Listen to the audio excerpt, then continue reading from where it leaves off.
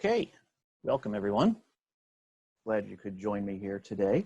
I don't know about you, but if you're like me, if I'm going to commit a crime in the next year or so and they offer a plea deal with house arrest, I'm taking the deal and I'm also petitioning for time served.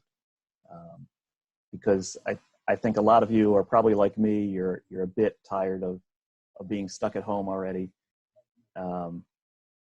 But hopefully this will be a little bit of a distraction for you, and you can sit back and relax for a few minutes, maybe have a beverage in hand, and we're going to talk about some sports betting topics and ways that you can emerge from this as a better bettor. If you're on the East Coast, you're wrapping up a week that's already been pretty rough, probably a week you'll never forget.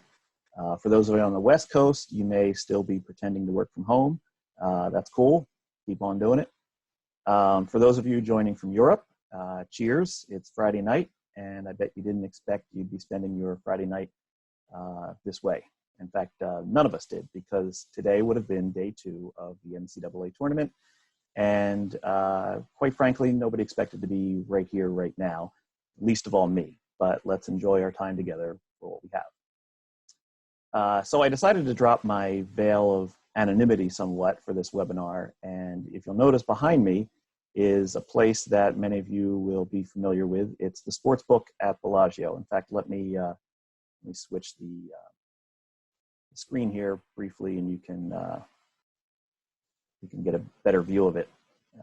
But it's kind of a place that's dear to me because it was the first place that I ever placed a sports wager. And this was back in, I think it was 1999. And it was a bachelor party that I was a part of. And we went to Vegas, and it was my first time being in Vegas, actually. And it was a 9 a.m. flight. We flew in real early. And I remember we couldn't check into the hotel right away. And so we went into the casino, and, we're just some young guys in their early 20s. And we went up to a craps table, and we, threw down some money and started to play some craps. And then I realized, looking down the table, that the guy throwing the dice was Joe Theismann. And standing next to him was Don Shula. And next to him was Mercury Morris. This is all true, by the way. And I thought to myself, Vegas is incredible. I mean, how can I get more of Vegas? This is just incredible. All of my gambling experience up until then had been in Atlantic City. It hadn't been that great. So we played some craps for a while, and then we went over and we went to the sports book. And we walked into the sports book, and we were intimidated by the big screen. Some of the games had already tipped off, I remember. And so we grabbed some parlay cards, and we put in some bets on the rest of the day, and we thought we had locks. But I don't think any of us cashed a winning parlay ticket that day.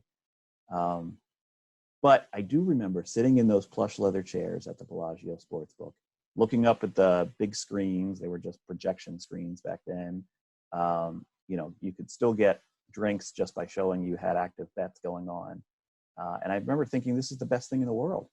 I was sitting in the casino, and I was getting the best of it, right?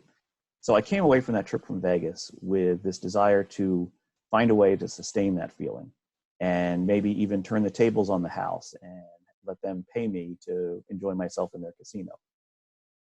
So that began a long journey as an advantage player, which eventually led to me pursuing sports betting as the way to get an edge. And over the years, I've gone from betting offshore via post-up accounts and betting offshore via agents, and now betting legally in my home state of New Jersey.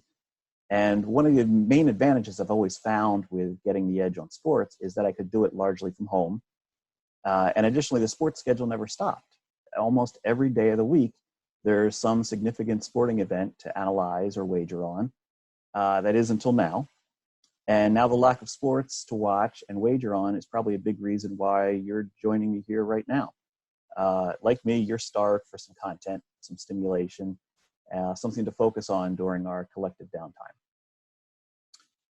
So let's dive into it. Over the next 30 minutes, I'm going to be giving you 5 ideas that will help you get through this downtime.